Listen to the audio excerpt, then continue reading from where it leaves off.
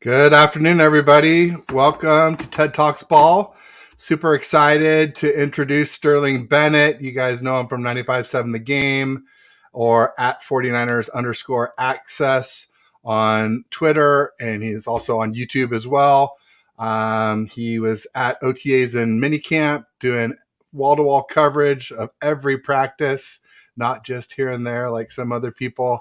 Really balanced and fair from what I could tell, from what I read of everybody else. It seemed like Sterling was right on with, finger on the pulse of what's going on, really fair and balanced and thorough coverage. And so super excited to welcome him here today to the show. And Sterling, what did I miss? What else you got going on that you want to promote? Anything that I may have missed?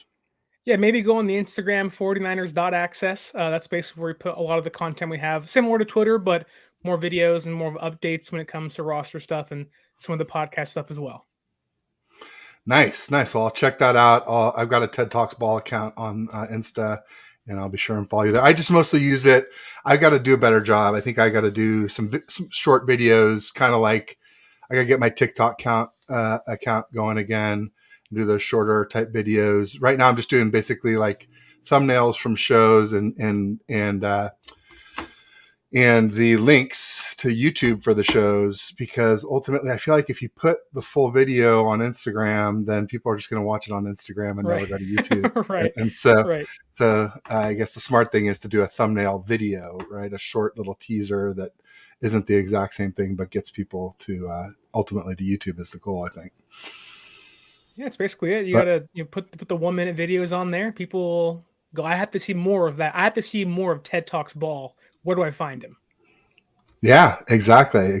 So that's something. I set up a TikTok account before, and I got a little weirded out by it. They were like wanting to monitor across all accounts, and like I denied it. I was just like, because right around that time, as I was setting up my TikTok, people like Wayne Breezy and several other big guys were getting hacked on YouTube and losing their accounts, and I was like, it seemed to me like, if they're competitors, I don't know. I don't want to blame anybody. I don't have any evidence, right.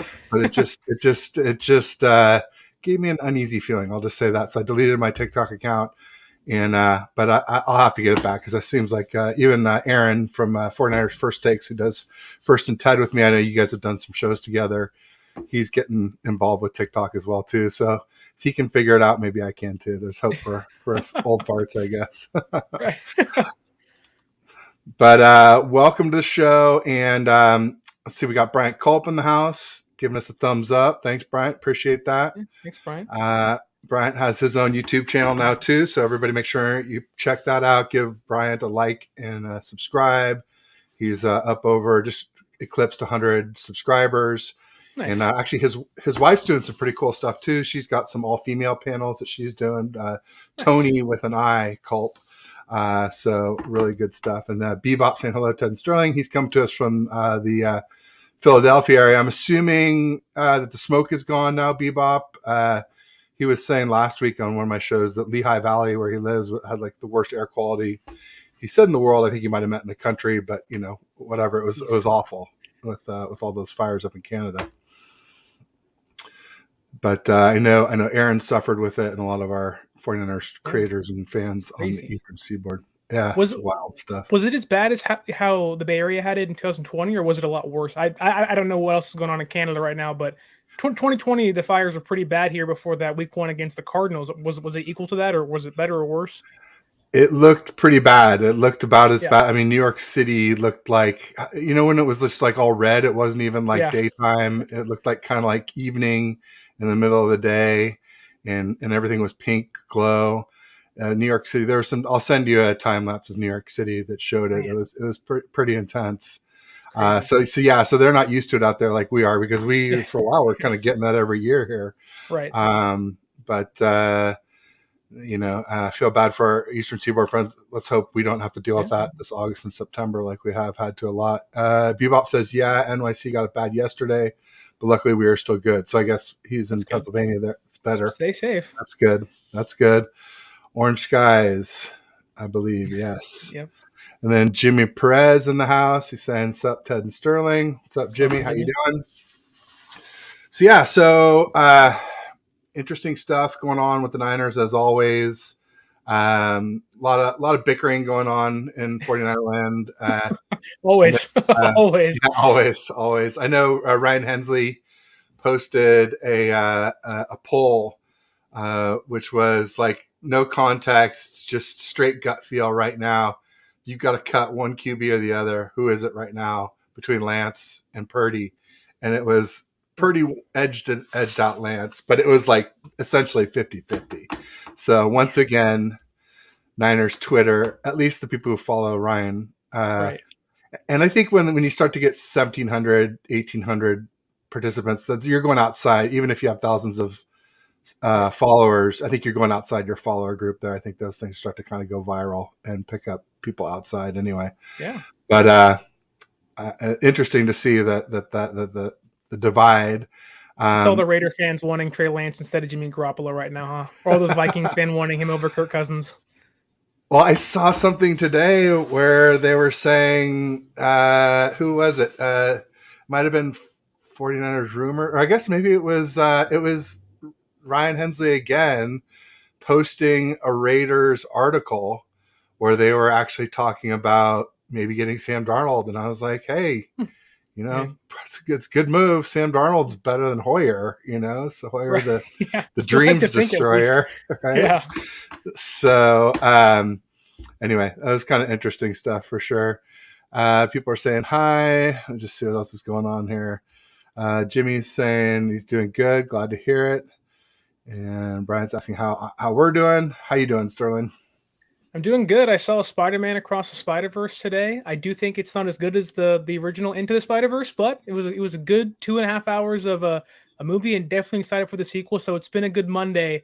What is it? June 12th of 2023 for myself.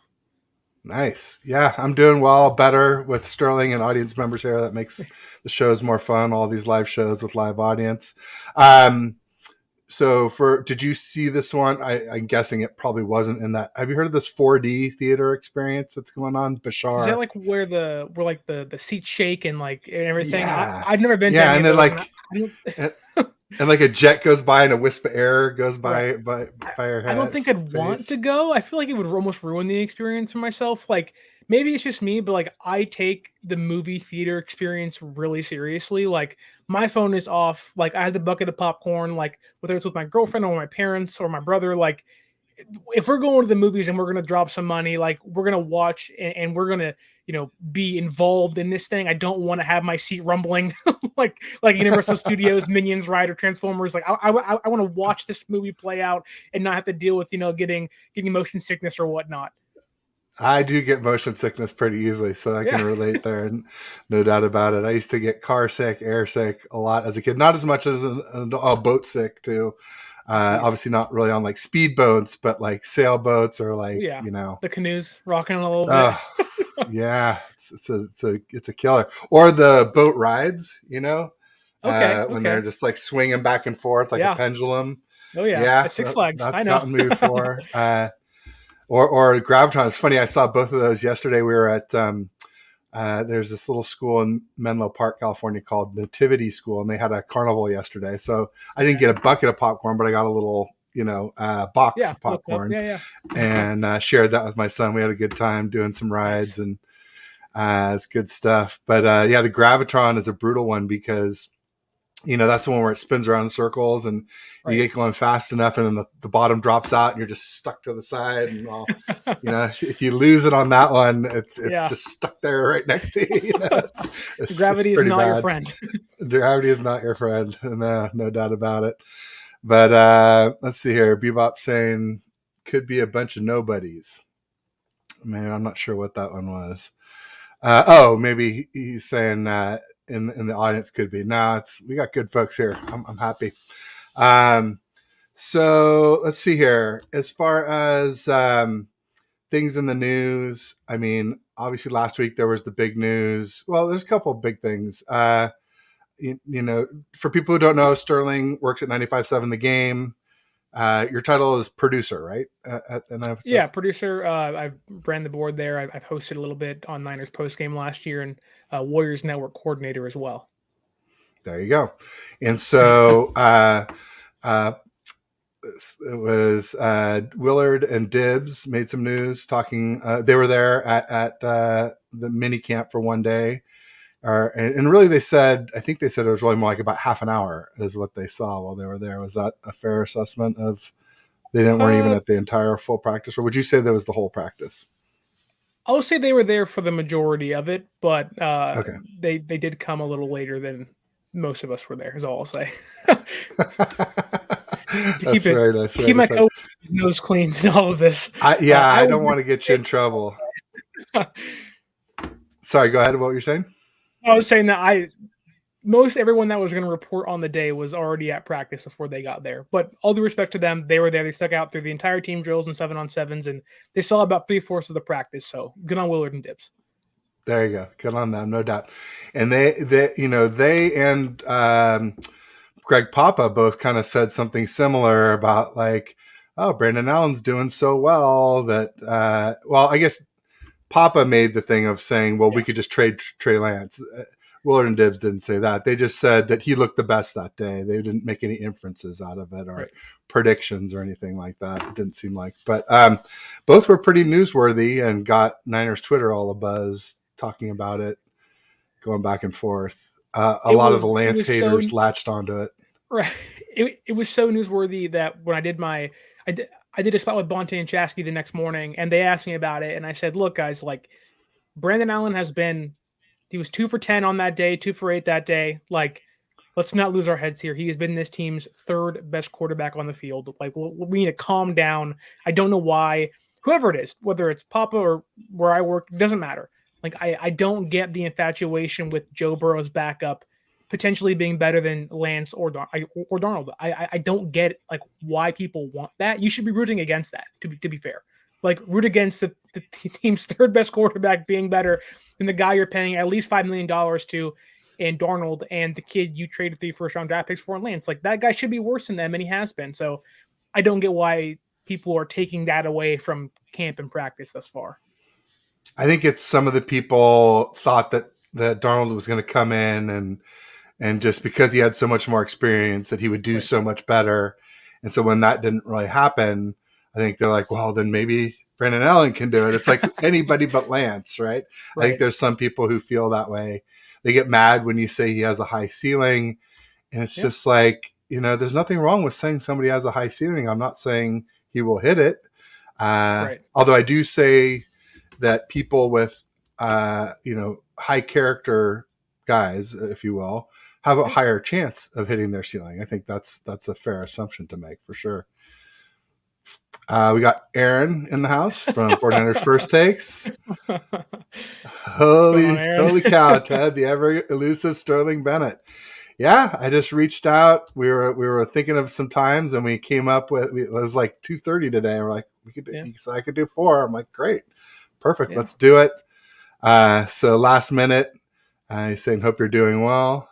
Yeah, hope you're doing well too. Yeah, Aaron's the man. He's going to go on.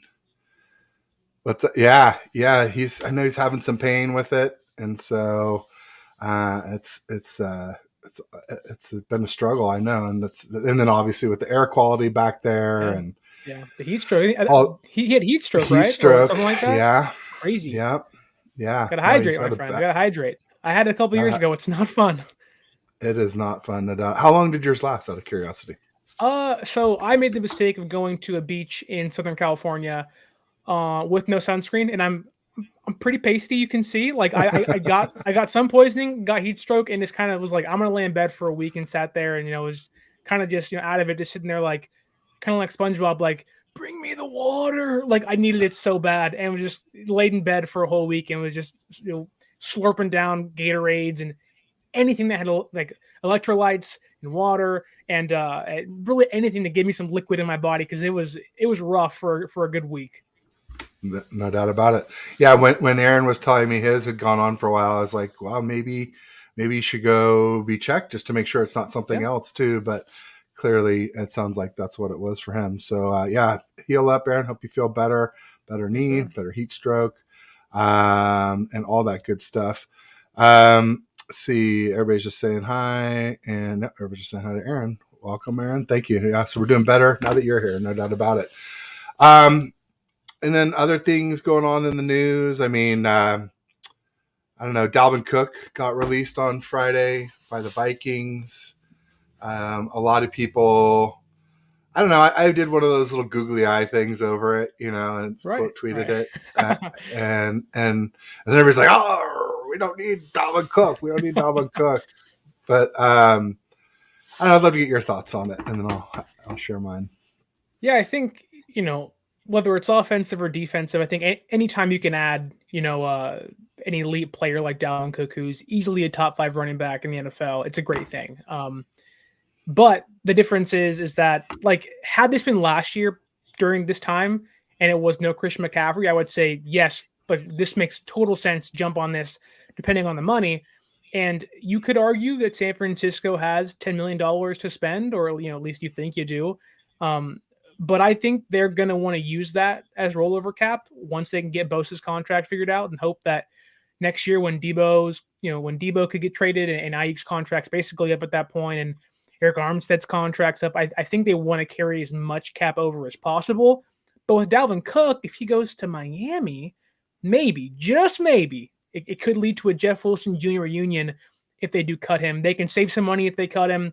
He'll be cheap. Now, does he want to come back here? Who knows? But he's been fairly reliable. I know he's been hurt a couple times, but a veteran guy behind Christian McCaffrey, if Elijah Mitchell can't stay healthy, like, that makes a ton of sense to me. But again, both parties have to be willing to tango in that case. Absolutely, yeah. I mean, so with Dalvin Cook, what I said was to people who obviously if he wants a gang of money, that's not going to work. Right. Like you said, we're paying McCaffrey a lot. We have a very expensive running back room already, so yeah, that's not going to work. But if he wanted to ring chase, I mean, people were saying like we don't need him, and I think that's different than like we don't need him for whatever price. Because you could say we don't need him, but like, I don't know. I feel like Elijah Mitchell is injury prone, right? I mean, He's hurt right now. Yeah, he was hurt last year this time.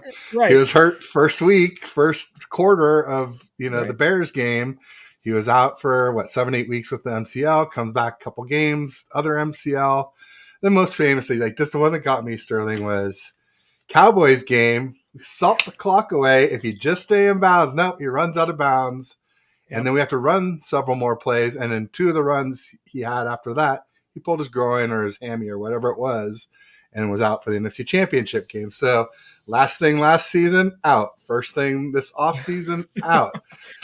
It's just a lot. And then, I think he had 5 or 6 injuries as a rookie. Not all of them kept him out. He played through a lot. And the one thing I will say about Elijah Mitchell, why I probably won't say fully injury prone yet, is nothing serious, right? I mean, MCL is not minor, but it's not major. It's not ACL. It's not Achilles.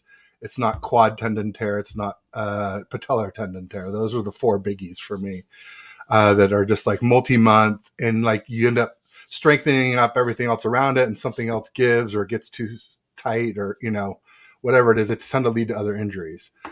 But yeah, and so and then the Dolphins seems like the likely home for him, or likely next home for Dalvin Cook.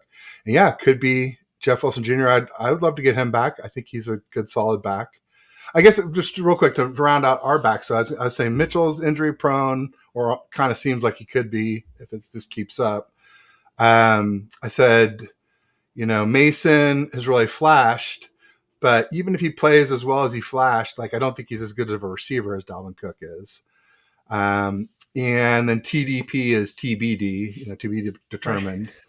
And so, like to say we don't need him, I think is not right. If he came in a good deal, I mean, I'm like, sign him up. We could find room for him, I think.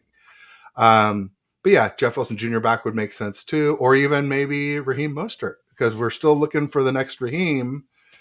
I doubt they'll cut him, but even then, like, let's say they did cut him, I don't think he really ended on good terms here. I think last year he kind of talked about how the team forced him to play hurt, and I don't think he liked that. And I know he had an issue, I think, with the fan base a couple times. There was the whole fantasy thing when he decided to do the long surgery to keep him out for the season to hopefully enhance his career, and there were death threats, right? I mean, it was pretty serious, and Yeah, at maybe least that it was was just enough for Debo, him to but talk out against it. And so yeah, it was bad even if stuff said to his family and not him right, and his and wife. Yeah, yeah, he's a you're good right. player too. Like I don't think on the Bridge, field he would say no. Like he fits the system well. He showed that over the course of what 3, 4, 5 seasons here. yeah, But personally, I don't think he'd want to come back. I think like, if they did sign Dalvin Cook, I think he would compliment him a lot more than Jeff Wilson Jr. would. Um, but even if he was going to get released, I just don't think he'd want to come back, and I wouldn't blame him either if that's how he felt towards the fan base or even towards the team later on after he left. I think you're right. I think most likely that bridge, the ship has sailed, the bridge is burned, if you will. Yeah. So yeah, that makes sense. Let me say hi to some folks who have popped up here. Seahawks Eddie in the house, and what's up, Ted Talks. Oh, yeah. Thanks for coming, Eddie. He's one of the cool Seahawks fans. There are a couple. Also, Joe Stevens just started a podcast. He does some work with Nice. Ryan from No Border Sports, regular show, I think. Got Bashar from 49er Minded. He and I are doing a show on Fridays now called Ballin' with Bash and Ted. Nice. Fridays at 3 Pacific, 6 Eastern. So come check us out. Then everyone's saying hi. Shout out to Sterling from 95.7 The Game. Also from OTAs and minicamp. Don't forget he was there every day reporting, taking videos. He was there in the pressers. Dude, you were awesome, man. You did such a great job. So Thank you. Thanks. super proud of you for that. And I was telling Sterling before we started the show that I'm going to try to do the same type thing. Obviously not as well, but at least hopefully be some more unbiased eyes for training camp.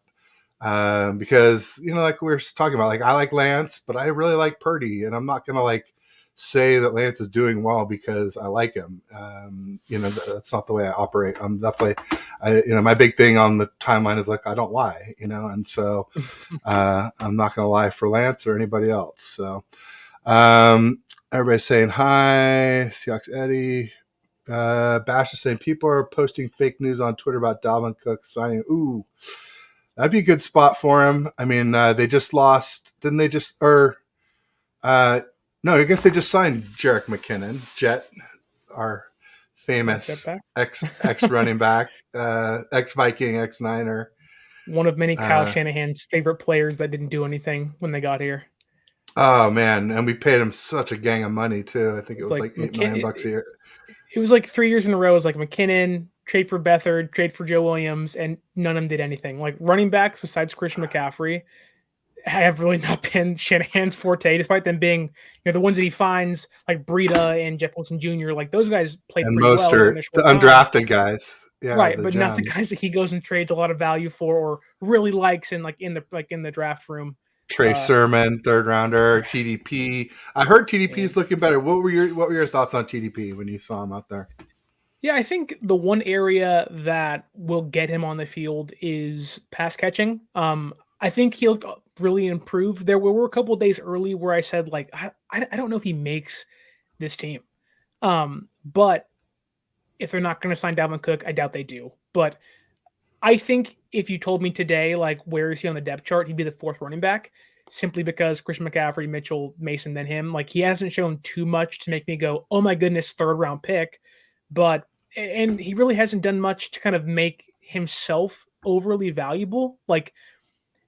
Mason last year, special teams guy, that made him, on the active roster every single week for a reason, where TDP really hasn't done much to make me say, this guy has to be on this team, where Mason has. Mason looks improved when it comes to pass catching and even running, but TDP, he's looked fine. He looks, competent in the backfield. He looks like someone that could give you something, but the question is, what is that something? Because there aren't pads yet. There really isn't a defensive line yet. And I don't think he was consistent enough to make me say, wow, third round pick. Oh my goodness. It's you were a third round pick. There could have been so many other players that could have gotten in exchange for you, knowing that we have Christian McCaffrey and Mason and Mitchell now.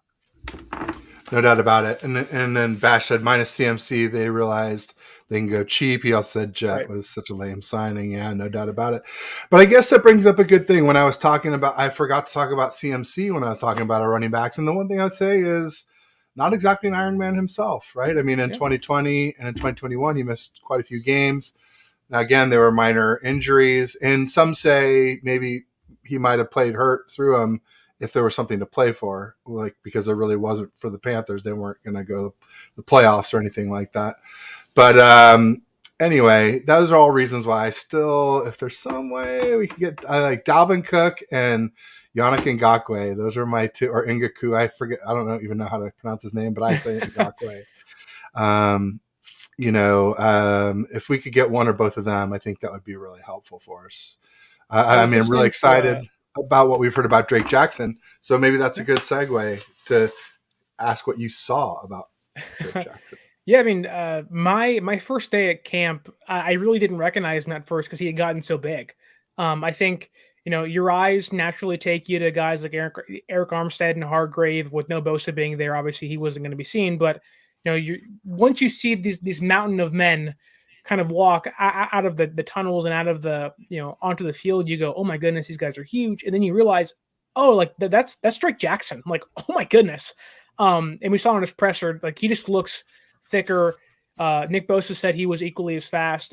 Again, no pads. There really wasn't much to take away from what he was doing defensively. I think OTAs and minicamp are much more of a quarterback kind of thing and receiver stuff, and more of a secondary kind of camp practices, because you really can't, like, a defensive end can't touch the quarterback. He can't really get inside a left tackle to kind of move him around and kind of show what they've been building the entire offseason. But he looks a lot bigger. Steve Wilkes said he's really looking forward to kind of coaching him. And even Trent Williams said he looks like an all-pro. And when you get compliments like that from players like Trent Williams and Nick Bosa and a new defensive coordinator in the building, like that matters. And it's up to Jackson to go out there and prove that stuff. And we'll hopefully see him kind of ascend up the defensive edge rusher rankings. But he looks the part, certainly. And if you can look the part, that does mean something until you can put the pads on. So I'm really excited. I don't think they're going to sign Ngakoue, unfortunately. I was listening to Matt Barrows and David Lombardi talk, and they kind of said that, this team seems to be hoping that Robert Beal can be what Ngakoue can be next year. That they're kind of going to redshirt him and kind of give him small reps here or there in hopes he can be that speed rusher next year for this team. But the question really is, if Drake Jackson performs well and Clelin Ferrell plays well, which he did pretty good towards the end of minicamp, I think this team can be really good just when it comes to defensive line play outside of Nick Bosa. And you give the reigning defensive player of the year help. I mean, my goodness, like, he's only going to get better. The defense is going to be crazy good this year if all goes as planned. Nice. Yeah, I figured Robert Beal was developmental. Yeah. What about one other guy who maybe might be Ngakoue-ish this year? What about Austin Bryant? What'd you see with him? Yeah, again, it's kind of tough because these guys can't, put on swim moves and really show their edge rushing moves against, again, guys like, Watson and guys like McKivitz, and, Trent Williams wasn't there through OTA. So, like, they're not going against the top left tackle in football. But I do think what Bryant kind of brings is similar to what Kerry Hyder brought like when he was here the first time. I don't think he'll play the inside, but I do think he kind of brings that the breath of fresh air into the defense, where guys like Ferrell and guys like Jackson should get the brunt of the reps opposite Nick Bosa. But if you need someone to come in and get 2 to 3 sacks this year, like, Austin Bryant to me makes sense as that guy. He showed some stuff in Detroit last year. I know Steph Sanchez kind of pointed him out early into the offseason of guys they should sign, and she was right about that. And so I like the depth they have, and I do think Austin Bryant, like, it's almost like he brings this ball of energy that you may not see very often, but when you do see it, you go, who is that guy? Because he does make you look towards him when he's on the field. There you go. Just want to call it Giants Prod. It's a new audience member. You may know them, Sterling. Looks like it's New York Giants. Yeah, because it's a football helmet. So welcome, Giants Prod. Maybe we'll work in some G-Men talk here too. If anything crosses over naturally, we'll just bring up Mario Manningham and how awful he was here. But yeah. Boom. We could talk about Danny Dimes. Was he overpaid $40 Oh million yeah. a year? Oh I yeah. don't know. It seems like a lot for him, but no.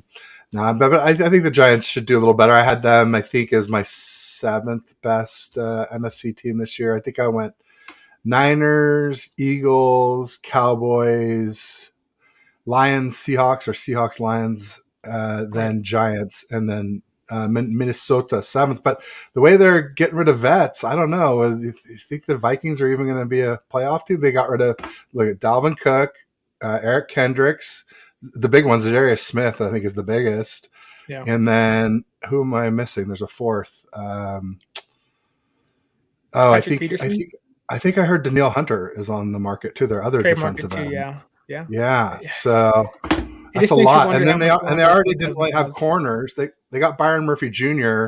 from the Yeah. Cards, who's good, but like they lost Pat Pete before that, so I don't know if Mhm. that's a wash. I'd probably rather have Byron Murphy, but I don't think by a lot. So yeah, and I feel like they needed a couple corners, and I think they might have lost a safety too. So I don't know. Definitely going into a rebuilding, retooling phase in Minnesota. Um, They're cutting I costs for sure. No doubt about that. and I really do wonder. Like I know they talk about Kirk Cousins' contract like it's crazy, but like I really do wonder if he ends up in a place, if Justin Fields isn't good this year, like I wonder if he ends up in Chicago to kind of salvage that team next year. Or signs a place like if Jordan Love is really bad, like maybe Green Bay wants Kirk Cousins for a year or two. Like who Wouldn't knows? that be wild? After Like like trash he's talking him for okay. years, Right. Right. we got Aaron Rodgers, and now Yeah. you're like, oh, you're stuck Now with we have Kirk Cousins. Cousins. Darn it. It's like dang it. Speaking of Cousins, did you see the Cam Jordan thing where he was talking about how Cousins is like a really slow decision maker Oh, I didn't and know. essentially really easy to sack because he takes forever to make his decisions? I thought it And was really Shanahan wanted interesting. him? How does that make Yeah, sense? Shanahan. Like I think Shanahan still wants him. I mean, honestly, like if Lance gets traded, maybe it's to the Vikings for Cousins. I don't know. I mean, I wouldn't be shocked, man, honestly. Nothing would I surprise me with Kyle Shanahan and quarterbacks. I mean, I've been saying lately, like straight up, I don't trust Kyle with quarterback. He's a genius with everything except quarterbacks and third round running backs. Those two yeah. things I do not trust Kyle Shanahan. He passed on Mahomes. He passed on Brady. He didn't get Stafford. Then he kind of knee jerk drafted Lance, and I like the Lance pick. I mean, I wanted Fields, but like Lance was my strong 1B. Like it was just. Yeah. I just felt like I felt like Justin Fields would start faster, but that Lance had the higher ceiling. And then I had Trevor Lawrence 3, Zach Wilson 4, and Mac Jones. I was anybody but Mac Jones in that draft. Uh, but well, now I've gotten sidetracked here. But ultimately, where was I going with this? Sterling, I just totally lost my train of thought. I'll just say this: it would be pretty fitting if Kyle Shanahan getting lucky on Cousins. Brock Purdy would kind of take Kirk Cousins off of the board for him. Like if Yeah. Brock Purdy can save us from Kirk Cousins, by all means, I think we're all on board with Oh, that. please, and thank you. Yeah, I was just saying. Okay, then the other thing was we drafted Lance, but then I think it was wise to have a bridge QB for Lance because he's so raw. He still is Yeah, so raw. But I think Jimmy G was the wrong bridge QB. I think Andy yes, Dalton or somebody like that would have made more sense so that Kyle could have done the sub packages like he wanted to. I just really don't think that the locker room would have risen up and revolted if it was like Andy Dalton being pulled out for Lance to score the touchdown after Dalton drove us down the field, that type of thing. And so ultimately also, like, let's just look at last year. I mean, was Brock Purdy our third best QB last year? on the roster or how he performed. I Well, I think those are mean, two different how he things. performed, right? I mean, I just think Probably he's the at best least a one in little my better than opinion. Jimmy G, and I think they both played better than Lance did. I mean, Yeah, Lance was in a monsoon, so it's hard to say, but right. ultimately having Brock QB3 to start the season and then not putting Brock in when Lance got injured, I think those are both missteps too. Just more reasons why I don't trust Kyle, because people are saying, oh, well, Kyle will pick the right QB. I'm like, oh, will he? Will it be a fair competition? So that's the thing. So people say, what happens if Darnold beats out Lance? I said, well, it depends. If it's a fair competition, and he beats out Lance, that's trouble. But if it's not, then it's just like he's kind of sealing his own, destiny here with the Niners in a way. Potentially. It's always tough because I'm someone who really did like Jimmy Garoppolo, but could admit that he was limited at certain points. Mario Manningham. But I don't think, just trying to get into the mind of Kyle Shanahan, I don't think he looks back and kind of regrets anything that he did. I know fans can point to Kirk Cousins and we'll clown on him here for a little bit, but besides health, which is a big thing, I would much rather have Jimmy Garoppolo than Kirk Cousins, at least in the locker room as a leader, on the field, which can only get you so far. And we've seen that firsthand. I don't think he regrets drafting Trey Lance over guys like Fields or Mac Jones. I don't think he does. Knowing Garoppolo is still here, who he could actually work with. And I don't think that he regrets not putting in Purdy in that Seattle game. I think whether it's on purpose or whether it's just luck, everything is seemingly worked out in Kyle Shanahan's favor when it comes to quarterbacks. Garoppolo was good for a certain time here, kind of ran out his welcome with the fan base, and I think Shanahan as well, and they kind of butted heads towards the end. And then Lance just hasn't really gotten a fair chance because of injuries, which suck. And then Purdy's kind of came in and been a saving grace for him. And I think whenever you can bail out your head coach, it does make him comfortable playing you more. I think that does play a factor into why I think Brock Purdy is his team's starting quarterback until further notice. When you can save Kyle Shanahan, I think he's oh, thank God you saved my job, or at least you saved my skin this season.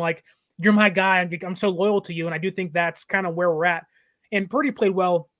Don't get me wrong. I think he played himself into a position to be this team's starting quarterback by all means. But when you know, when Kyle Shanahan sleeps at night, he's thank God for Brock Purdy. And I don't think he can say that for many of the other quarterbacks he's had, in the building. There you go. No doubt about it. And when you talk about butting heads at the end of the season, there was all that talk about, could Jimmy have played in the NFC Championship game or could he not have? And I was one of the people saying they didn't put him on IR. They thought he'd be back 6 to 8 weeks for a bone fracture. It's been 9 weeks. And I was clearly wrong, at least based on the fact, unless he re-injured it somehow, which seems really unlikely. Clearly he still hasn't passed the physical with the Raiders yet. So, which is so weird. I think we can put all that talk to rest, right? I think at this point, right? It does make you wonder, and I understand why, and my mind can't even go back that far in regards to what's the context to everything. But I know why Josh Johnson was here. He knew the system, had been in it for a long time. But I mean, we can complain about 4-string quarterbacks all day, and I will. Josh Johnson sucks. He just does. He always has. Yeah. But there wasn't anybody else out there. But again, it's 4-string quarterbacks. I blame Jimmy for that too. Jimmy and Lance.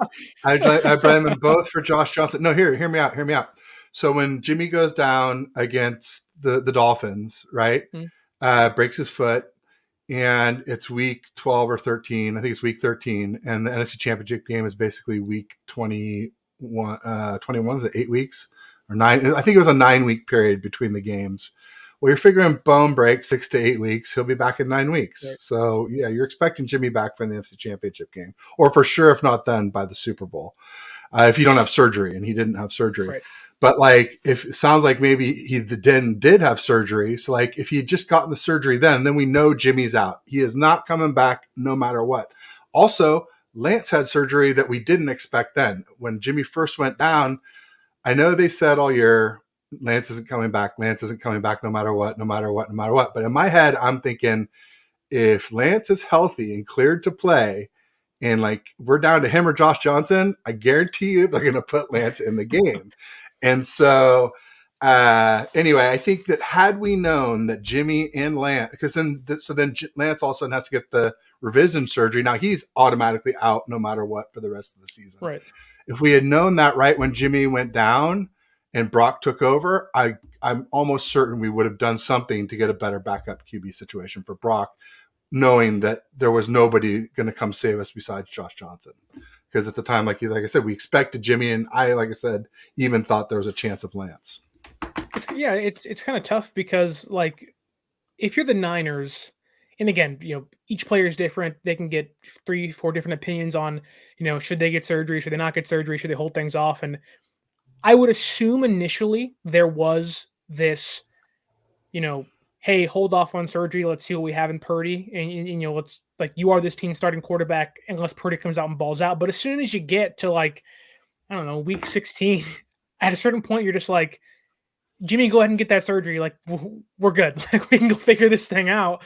And again, like who knows what those conversations are like behind the scenes. I know the Niners and him kind of butt heads in 2020 on, should he have the ankle surgery and should he not? And then we kind of got an idea of the severity, later on in the following season. And, you can always point fingers in certain areas and kind of say, this is Jimmy's fault. This is Kyle's fault. This is, the Niners' fault and whatever. But it just seems like that Shanahan right now is he kind of has, all the luck in his hands because he's saying, look, if Purdy can't be healthy, then I have my third overall pick from a few years ago, and I can see what he is, and hopefully he can shine in whatever spotlight he gets. And if he's not good, I have Darnold, who I know many fans don't like, but can at least be competitive enough with this roster on the field where they may only have to give up 14 points. We can score 15 with this team, and McCaffrey can carry the ball 45 times for all I care. And if Purdy comes back and he's healthy, like I have my starting quarterback. So I know in the past, teams or the fan base can say like our quarterback situation's awful. Like this might be the best quarterbacking situation Kyle Shanahan's had since he's gotten here. And it feels so weird to say that knowing Purdy's on the shelf and we have really no idea what Lance or Darnold can be in this offense, which again, is so crazy. But just still like if this is Kyle Shanahan's best quarterback room, like that's great news for the fan base and this team. Yeah, I would say last year, except for, Lance sounds like has really improved since last year. I mean, Kittle talked about that in one of the pressers. I'd love to get your impressions on that. Real quick, just wanted to say David McNiner in the house, and then Bebop saying McNew, which is his real name. Saying what's up to everybody. There was something funny in there. Oh, Bebop. Oh, so this reminds me. So with Jimmy and the failed physical is because he got the surgery late. But I wonder if they didn't know that he needed surgery and they just waited. Don Yee, he's a sneaky little bugger, his agent.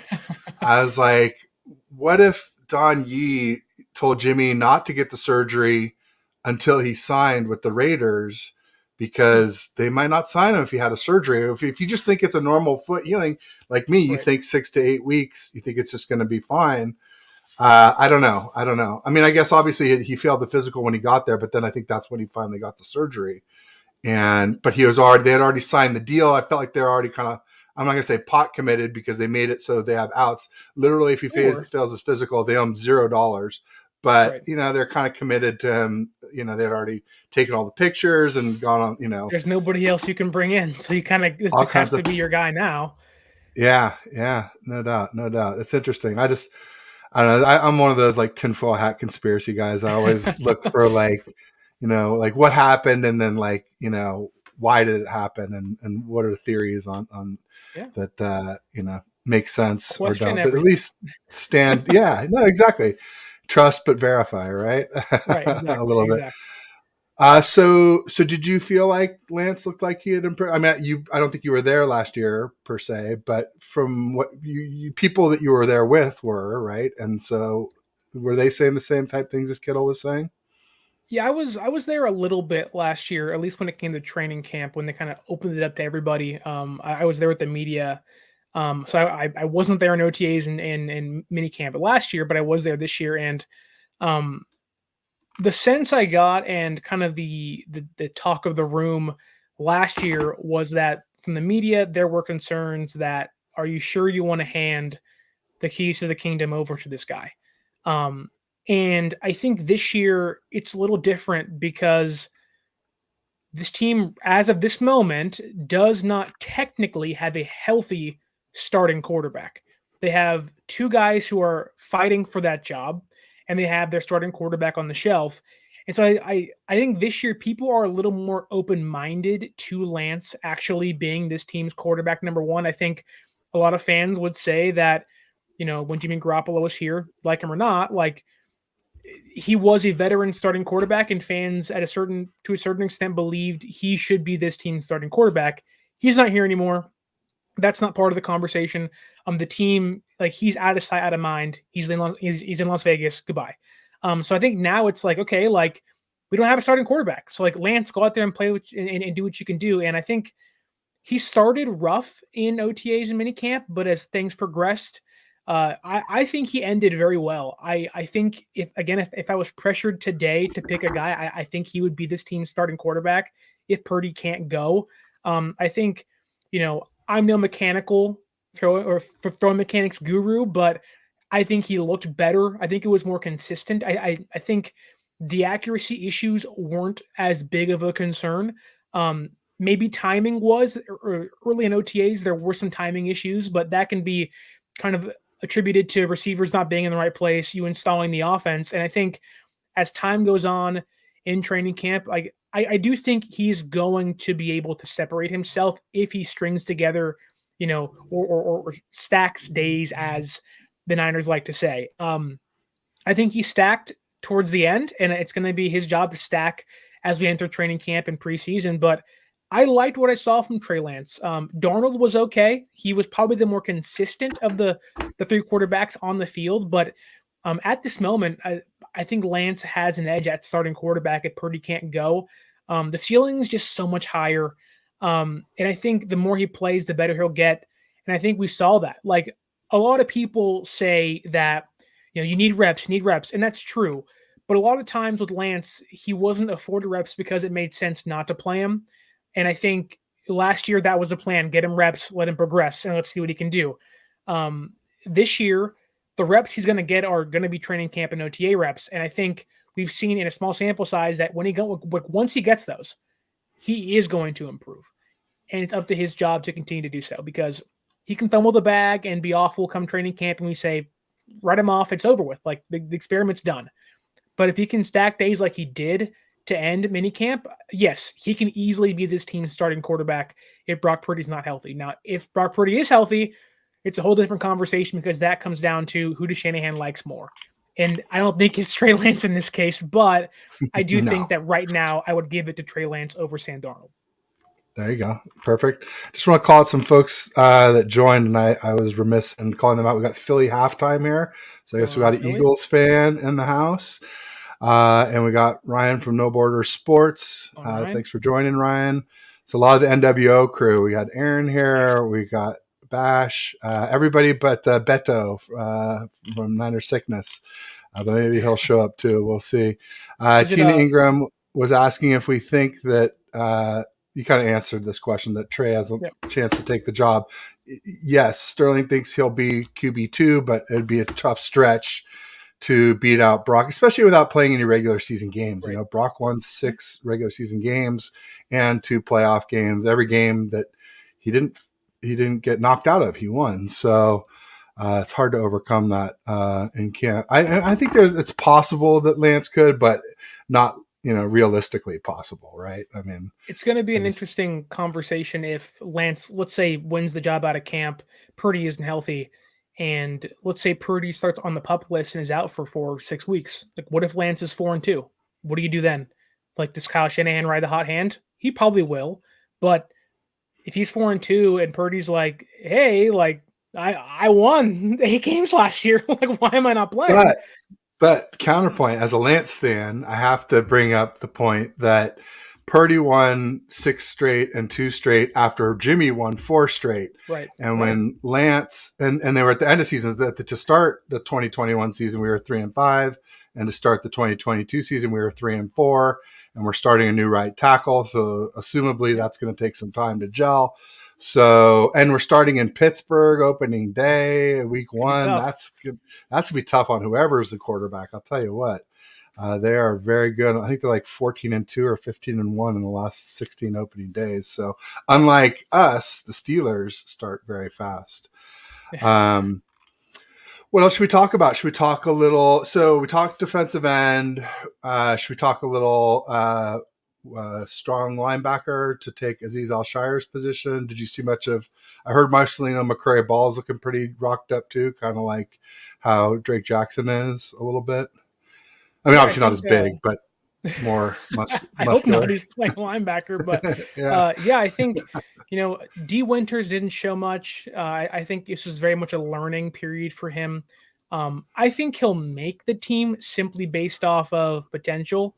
Mm-hmm. But like guys like Demetrius Flanagan-Fowles, he didn't practice late into minicamp, so I'm not sure what he was doing, if he was hurt or just kind of getting individual drills. Oren Burks is places safe on this team as the Mike linebacker, I believe, and special team guy. So that kind of leaves you 2 roster spots. So you got Warner, Greenlaw, and Burks. You got 2 guys. Are you going to pick someone like Winters who has potential? I think so. That leaves you 1. Do you pick Jalen Graham, who's kind of this safety nickel linebacker hybrid? Do you pick someone like Marcelino McCray Ball, who showed you potential last year as a safety converted to a linebacker, and is pretty good in coverage? Or do you pick someone like Foles, who has been one of your best special teams guy? To me, that opens the door for someone like McCurry Ball, because don't forget, this team released and re-signed DFF to a cheaper contract this offseason. They don't find much value in him when it comes to just doing one thing. And if you bring in someone like Ball or Graham or Winters that can do multiple things, which I think they will be able to do once they play more and get themselves kind of caught up to the rest of the defense, like I don't think like this linebacker room could have 2 converted safeties. And I think that's really crazy to think about when it comes to how great they've been in coverage with Warner and Greenlaw.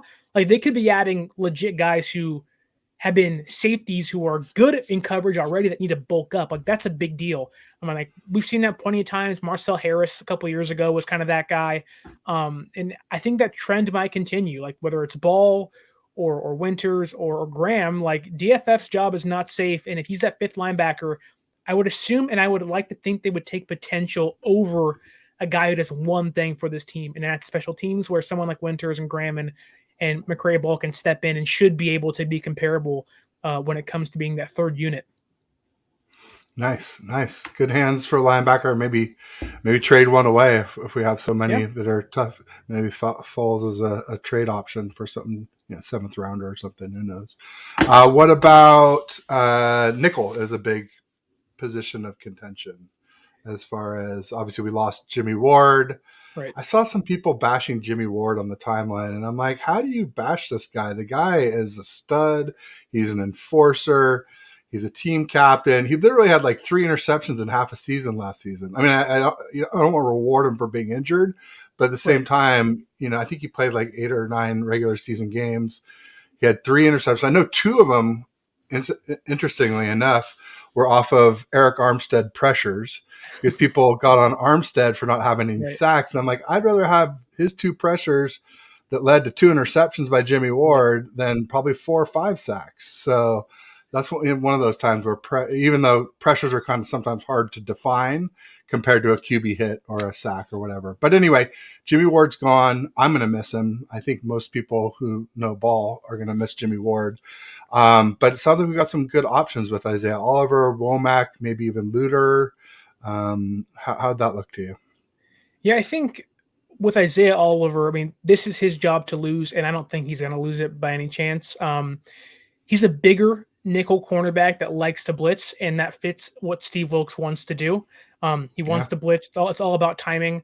Kyle Shanahan's offense is very timing, oriented with quarterbacks. And I think Steve Wilks' defense and most defenses in the NFL when it comes to nickel blitzing is timing oriented. And that kind of falls into Isaiah Oliver's skill set. He wants to be the guy that gets that quarterback on the ground, and to have that mindset as a cornerback, like that's a lot different than an outside guy. And so he's bigger, not as fast, but I do think when you find guys like Cooper Kupp, who Jimmy Ward had a hard time guarding, like they would let Cooper Kupp eat all game and say, we'll block everybody else. You can do what you want, block everybody else. I think Oliver kind of brings this, and Ward brought this too as the enforcer, but Oliver brings this kind of physicality that, Ward had the mentality of, but Oliver has the body for. And Oh yeah, he's long. he was one of the top run stuffing corners up there Right. with Charvarius Ward, if I'm not mistaken, like in the top 5 or 6, I think. Right. And so you have someone like that who, wants to thump an offensive player who's long and lengthy, is not afraid to get handsy and grabby with, like, in a good way, with these quicker slot receivers. Like, I don't know if he'll be as good as Jimmy Ward. Probably not. Ward was really good in so many facets of the game. Yeah. But Oliver, to me, like, he'll be able to keep up with really good, slot receivers like Cooper Kupp and Tyler Lockett because he can get handsy. His arms are extremely long. But going on to guys like Luter and Womack, I didn't see much from Womack when it came to nickel. He was playing outside. He was cornerback, kind of playing cornerback number 2 across from Lenore because Ward wasn't practicing. But throughout, from OTAs to minicamp, he was then pushed down to that third string cornerback on the outside because Ambry Thomas started getting number 2 cornerback reps. So it might be a good sign for Ambry Thomas. I know that Steve Wilkes said he had a really good camp and was really impressed by him. So it could be, a new coach comes in and sees something different in him. That could be a really good thing. Luter, I thought, looked better when it came to kind of being this man, playing man coverage. That's his job. And I think that, and he's also long and lanky and has ball skills, but it's going to take time. Like when you're going against Brandon Ayuk's and Jawan Jennings and Danny Gray's, guys who are faster than you, guys who maybe are bigger than you, it's going to be tough to keep up in your first mini camp. And I do think that, this year to me feels like him being that number 4 cornerback on this team or number 5 cornerback. And he could really fall to 6 if this team does like Thomas a lot and Womack a lot, because look, Lenore was great and he's going to be great. Steve Wilkes loves him. He loves Steve Wilkes. It's obvious they have a lot of chemistry. Ward's not going anywhere. Oliver's going to start too. So really, when it comes down to nickel, it really feels like Isaiah Oliver's job to lose by far. Cool. And then also some boundary stuff. That's great. Glad to hear Ambry Thomas doing well. I mean, we used a 3rd round pick, or kind of almost like a comp 3rd round range on him. So obviously, all things equal, he's got that going for him compared to Womack was a 5th rounder, if I'm not mistaken. So that's quite a big delta, round and a half, almost 2 rounds difference, maybe a little more than that even if it was later in the 5th. So good to know. What are other things that you'd like to talk about from camp? I mean, Jair Brown is probably one thing that people want to talk about. Tight end, wide receiver. I don't know. We probably don't have time for all that, but pick whatever you got a burning desire for. Yeah, I can hit them all pretty quickly. Danny Gray, I think a lot of fans want him to be the burner on this team, want him to be that go ball guy. A lot of drops. Ronnie Bell, Jawan Jennings, Chris Conley. There were a lot of drops from guys not named Brandon Ayuk. Some of those things can be cleaned up. It's a bad practice here or there, but when it's a consistent issue like it was for Bell and Conley and Gray, it does make you scratch your head and say, what's going on? Sometimes Danny Gray, because he wants to be fast all the time, can not have the ball secured and look for the next move. But he also did show some spurts of look, he had a great play where he caught a ball on the right side of the sideline, ran it all the way across the field for a touchdown and burnt the entire secondary. Like he does have that ability still. And I think, I don't think he'll jump McLeod as of now. Again, so much time to go in between week 1 to now, but he'd be this team's 5th receiver in my opinion. That could easily change come training camp and preseason. But when it comes to the secondary, Jair Brown was getting in, first team reps at free safety and strong safety when guys like Gibson and Hufanga weren't on the field, getting second team reps as well at those positions. Odom was getting a lot of second string free safety reps. I'm assuming he'd be the backup there if Gibson can't go in the immediate future. But Jair Brown, we didn't see much from him, but we heard about him a lot.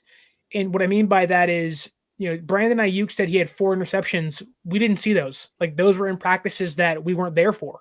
And so I think that's a message that many fans need to have as well is that, look, like, the media saw 4 or 5 of like 12 practices. Like, we didn't see everything.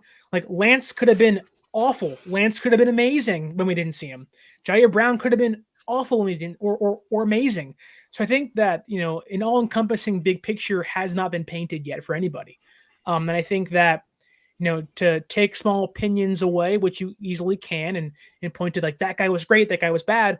Like, we didn't have the whole picture yet, and we're not going to have it till week 1, or at least till the end of training camp and preseason. So, Danny Gray wasn't amazing, but he showed spurts. Jair Brown really wasn't that great, what I saw, but what we were told, that's great stuff. 4 picks in a couple practices is really great stuff. That's why they drafted him. So, the offensive line, the starters didn't stick out big because they're kind of already cemented. John Feliciano played guard and center. What else do you want to know? Like, there really isn't much there. But I actually do have one question for you. You mentioned the NWO Absolutely. show. Are you an NWO black and white, or are you NWO Wolfpack? That's my question.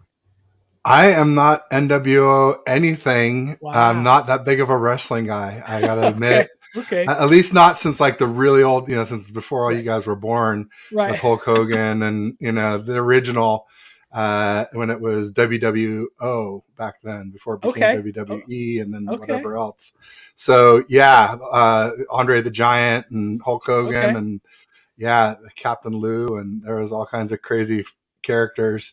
But yeah, so I got to give you an incomplete on that one, I'm afraid. So Okay. it's like, but I'm a big fan of the NWO show coming up here with, Aaron and Bashar and Beto and Ryan, all great folks. And like I said, most of them came by today to say hello.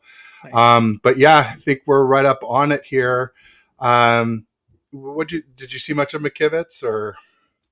Yeah, I think, again, training camp, like, defensive line, offensive line, you really can't gain too much because no one's, putting their hand on someone's throat trying to get by and to get to the quarterback yet. But, I think when Chris Forrester, the offensive line coach, comes in and openly tells you, like, he's starting a right tackle, Burford's starting a right guard, those guys' positions are already made up, they're cemented, like, don't worry about them.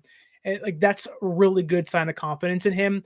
Trent Williams said that he earned it. Like, I talked to him when he was cut and worked his way all the way up from the practice squad. Like, he's earned every rep he's gotten in the NFL. And I think, again, when you get, words like that out of someone like Trent Williams, it means something. Like, when he talks, you listen because it means something. Same for Jordan Mason. Like, Trent Williams praised those guys over and over again because he's seen them grow from being rookies to now. And that's a big deal for someone like myself who can look at Trent Williams, who's going to be a Hall of Famer, and say, if he points to those guys and says they're going to be good, they're probably going to be pretty good. There you go. Yeah, it reminded me of when Staley said good things about Bosa when we drafted him, and then Trent Williams' second year said great things about him. Obviously, had the ACL second year, but it was very encouraging. And I do trust Trent Williams implicitly. But we're coming up on an hour, and I know we wanted to get out of here at 5. So let me just say thanks for coming, Sterling. It's been a real pleasure. You're always welcome to come run it back anytime. Thanks to everybody in the audience. Please make sure you like and subscribe here and at 49er_access as well for Sterling. Hit him on Twitter, hit him on YouTube, and hit him on Instagram, all the big ones. So thanks, everybody. I'll say peace and go Niners.